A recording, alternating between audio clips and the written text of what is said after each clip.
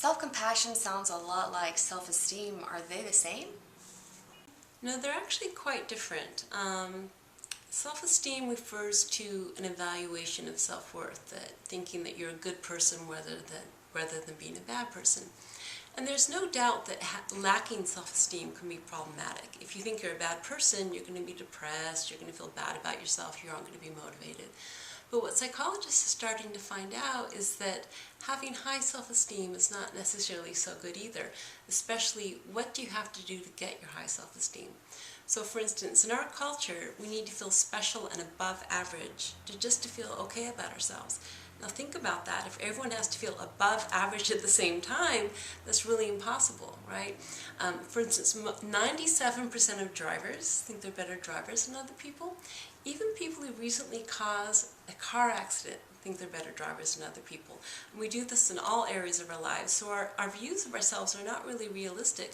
They're inflated, and they're inflated so we can have high self-esteem. There are a lot of problems that come up with this. For instance, narcissism. All the emphasis on self-esteem in the schools, they've been tracking narcissism levels for the last 30 years. The current generation of college students today are the most narcissistic ever recorded, and that's partly because of all the self-esteem emphasis that they received while growing up. Because we need to feel above average to have high self-esteem, a lot of people tend to puff themselves up and put other people down.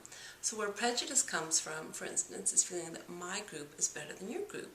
Or think of the mean girl phenomena, those catty girls who are always, bitching about the other girls at school. That's all done in an effort to have higher self-esteem, to feel good about yourself by putting other people down.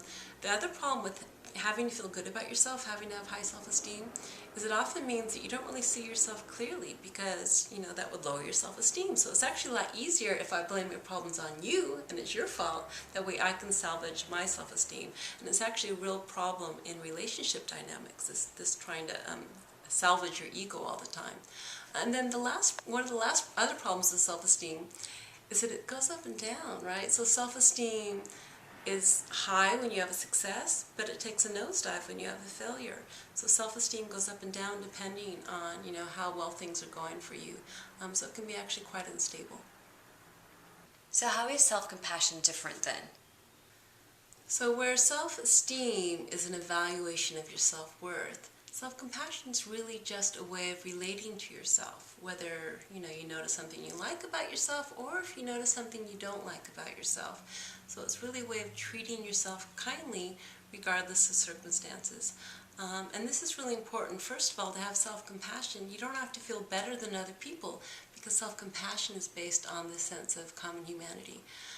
It also means with self-compassion you can see yourself much more clearly. You don't have to be narcissistic or kind of overblow your talents, because it's safe that you'll be kind to yourself if you admit, well, actually, I can use a little bit of help and growth in this area.